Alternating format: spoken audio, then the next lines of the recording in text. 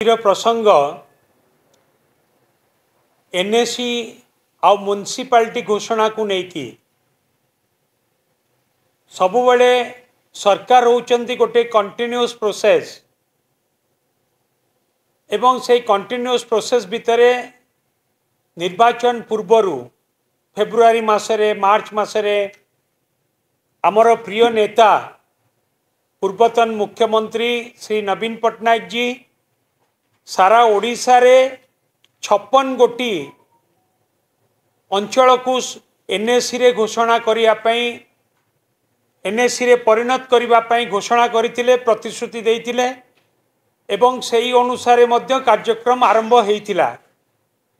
सेही अनुसार मध्य जिलापाल माने तांकर रिपोर्ट दबा परे ए घोषणानामा हेइतिला। गोटे एनएसी घोषणा करिबा पई जो सबू पैरामीटर्स रही से पैरामीटर्स को रखिकी आमर प्रिय नेता श्री नवीन पट्टनायक जी 56 गोटी एनएसी घोषणा करिया पई पदक्षेप नहीं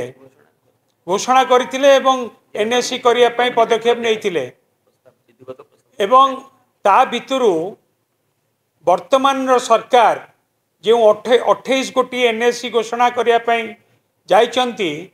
से 56 गोटी भितरु प्राय 42 टी जगार एनएसी घोषणा करिवा पई कौनसी स्पष्टता बा वर्तमान सरकार घोषणानामा भितरे 42 टी गोटी जगह को सेमाने छाड़ी जाइचंती। जो 42 गोटी को मध्य सेमाने एनएसी करा जिबा उचित आमे दाबी करूचु कि पूर्व सरकार रे नवीन बाबू सरकार रे जो 56 गोटी अंचल को सेमाने घोषणा करथिले से सबू को एनएसी रे परिणत करा जिबा दरकार एवं ता भितरु वर्तमान सरकार जो घोषणा करचंती सेही अनुसार प्राय 42 कोटी अंचल वंचित हेची से 42 कोटी वंचित अंचल मध्य एनएसी रे परिणत हबा उचित एवं सेही 42 कोटी अंचल भितर मु आपण मन को कहि रखिया चाहिबी से को 42 गोटी अंचल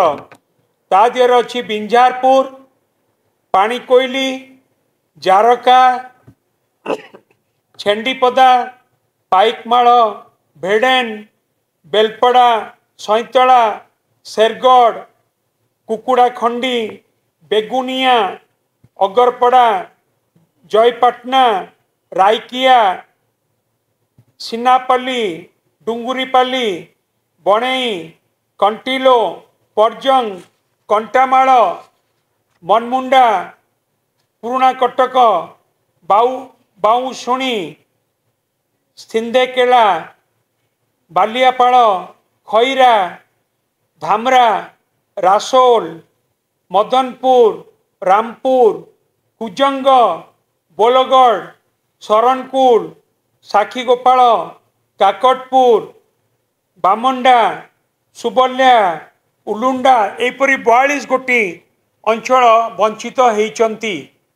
आमे सरकार तरफ विजु जनता दल तरफ दाबी करुचु कि पूर्व सरकार नवीन बाबू सरकार ए अंचल को मध्य एनएसी करिबा पई घोषणा करथिले प्रतिश्रुति देइथिले एवं सेतिपई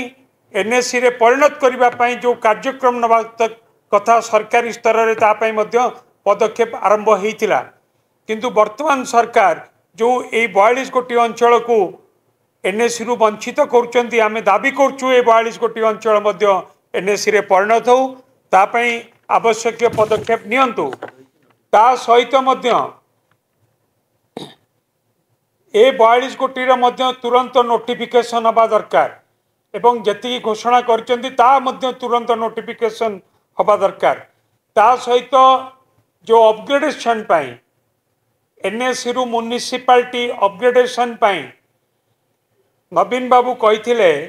कंटाबांजी को मध्य गोटे म्युनिसिपालिटी रे परिणत करिबा पई कंटाबांजी किंतु कंटाबांजी को म्युनिसिपालिटी रे परिणत करिबा पई वर्तमान सरकार कौनसी पदक्षेप नहीं नांती। आमे मध्य दाबी करचु कंटाबांजी एनएसी को म्युनिसिपालिटी रे परिणत करा जाऊ एवं आमे आशा करिबु